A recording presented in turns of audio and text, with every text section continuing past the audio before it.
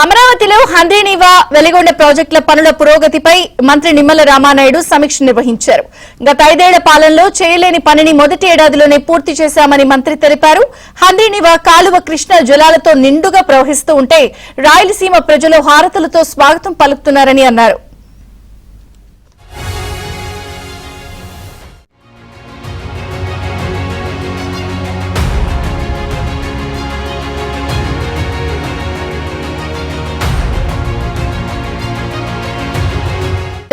గత 5 ఏళ్ల పాలనలో చేయలేని పనిని మొదటి ఏడాదిలోనే పూర్తి చేశామని మంత్రి తెలిపారు.